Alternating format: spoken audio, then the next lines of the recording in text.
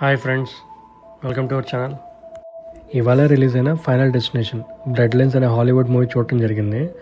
Total run time వచ్చేసి 1 గంట 50 నిమిషాలు. నా మూవీ ఎక్స్పీరియన్స్ చెప్పాలంటే పర్లేదు, బాగానే ఉంది. ఈ ఫైనల్ డెస్టినేషన్ సిరీస్లో ఇది 6th పార్ట్ అనమాట. ప్రీవియస్ పార్ట్ 2011లో వచ్చింది అనుకుంటా. ఈ పార్ట్ బై ఎనీ ఛాన్స్ ముందు పార్ట్స్కి కనెక్టెడా అంటే ఎస్, కనెక్టెడ్. బట్ స్టాండ్ అలోన్గా చూడొచ్చా అంటే చూడొచ్చు, అర్థమవుతుంది స్టోరీ. మూవీలో మాత్రం చాలా బ్లడ్ అండ్ డెత్ సీన్స్ ఉంటాయి, స్ప్లాటర్ హారర్ కాబట్టి. ఈ ఫ్రాంచైజీని ఫాలో అయ్యే వాళ్ళకి ముందు నుంచి ఆల్రెడీ తెలుసు. ఇన్ కేస్ మీరు ట్రై చేయాలనుకుంటే ఎక్స్పెక్టేషన్స్ని ముందు సెట్ చేసుకోవాలన్నమాట, వాటన్నిటికీ ప్రిపేర్ అవ్వడానికి. అసలు ప్లాట్ లైన్ ఏంటి అంటే, స్టెఫనీ అనే కాలేజ్ స్టూడెంట్కి రిపీటెడ్గా ఒక వైలెంట్ నైట్ మేర్ వస్తూ ఉంటుంది. దీనివల్ల తన స్టడీస్ కానీ పర్సనల్ లైఫ్ కానీ డిస్టర్బ్ అవుతూ ఉంటుంది.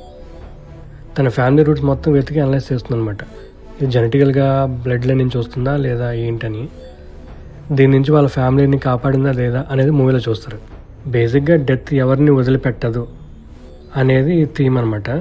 ఇది మీకు ట్రైలర్ అండ్ పోస్టర్స్ చూస్తే అర్థమైపోతుంది. పాజిటివ్స్ చెప్పాలి అంటే స్క్రీన్ ప్లే అనమాట. 3 రైటర్స్ దీనికి, Guy Busick and Lori Evans Taylor, Jon Watts. Opening sequence mind block అవుతుంది మనకి. ఎందుకేంటని చెప్పను, స్పాయిలర్ అయిపోద్ది చెప్తే. Visual effects and production design బాగున్నాయి, అన్ని సీన్స్ బిలీవబుల్గా ఉంటాయి. సూపర్వైజర్స్గా చేసింది నార్డన్ ర్యాలీ అండ్ యాడమ్ లాగుటిటా. సినిమాటోగ్రఫీ చేసింది క్రిస్టియన్ సెబాల్డ్ అండ్ ఎక్సలెంట్గా ఉంటుంది అనమాట వర్క్. సినిమా మొత్తం చాలా సీన్స్ మనం గెస్ చేయలేము, అన్ప్రెడిక్టబుల్గా ఉంటాయి.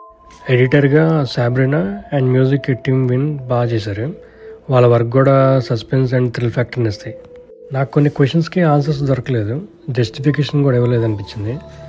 అది నాకైనా మీకు కూడా అలా అనిపించిందా కింద కామెంట్ సెక్షన్లో మెన్షన్ చేయండి. స్టోరీలో ఇంతకుముందు చూసిన పార్ట్స్ లాగే ఉంటుంది, కొత్తగా ఏముండదు.